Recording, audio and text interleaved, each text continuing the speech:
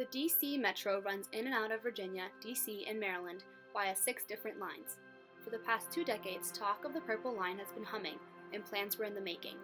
Today, the Maryland Department of Transportation has begun construction on the 16-mile light rail, with 21 stops through residential Maryland and Montgomery County and Prince George's County, leading into DC. With traffic in the DMV area being ranked the worst nationally, this project was proposed as a solution. Other benefits of the Purple Line would, in theory, be to help students and low-wage workers commute, shortening commutes into DC but easing the travel from red, green, and orange lines into Maryland.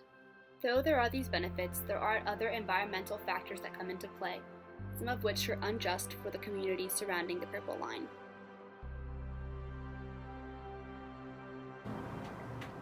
So the idea of the Purple Line is good in theory. However, there are a lot of environmental problems that can come out of it, but it will reduce the traffic on the red and green lines. I think it would be beneficial to me just because I have a lot of friends at College Park, so it'd be easier for me to go see them and visit them.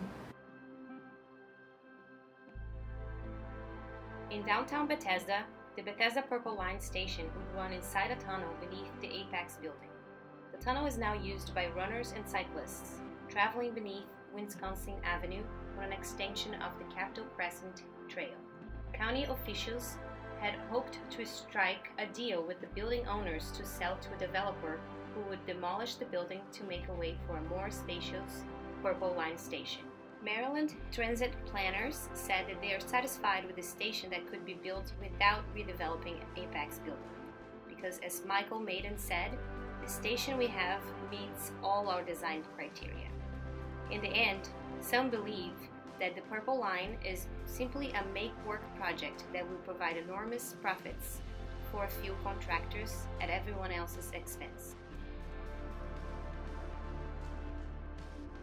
Rock Creek Park is located in between Bethesda and Silver Springs, and with the addition of the Purple Line, this park will soon have a metro rail towering over the trees. This area is home to many, including bikers, joggers, and different creatures. Of the creatures, there is one which is rare and shrimp-like, which lives solely in the waters inside of Rock Creek's territory.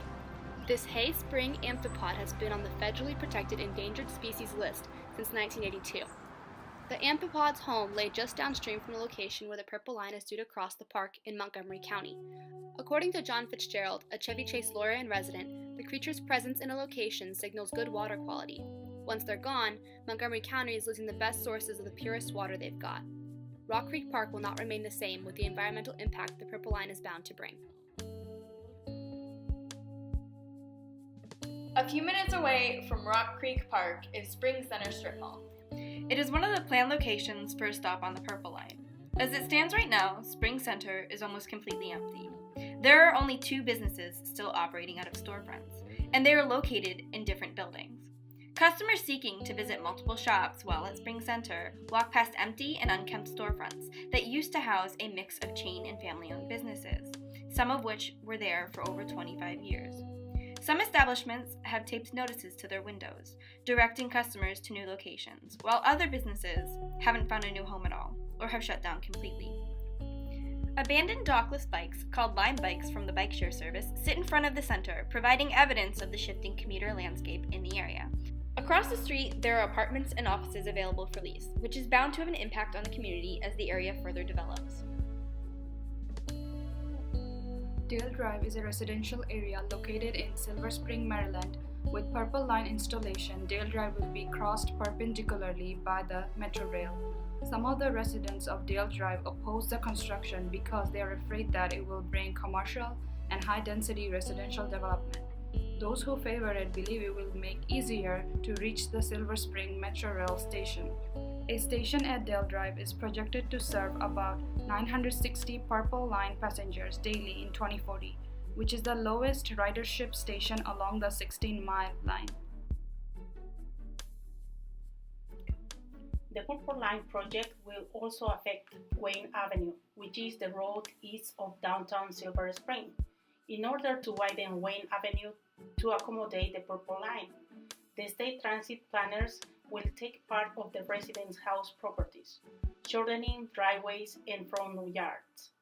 The train will run down the middle of the road along with the regular traffic. For this reason, community members are concerned.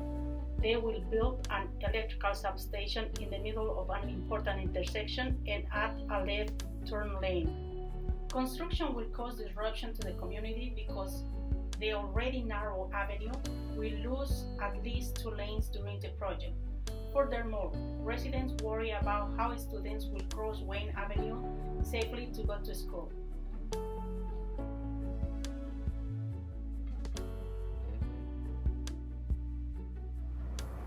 Yes, my opinion has changed because it makes me question if reducing the traffic on the red and green lines is worth losing green space. After watching the video, I just think it'd be beneficial for the Department of Transportation to rethink where they're going to put the stops so that it just doesn't affect the neighborhoods as much. The Purple Line will without a doubt have a significant impact on the existing community in Bethesda, bringing environmental drawbacks in the name of economic development.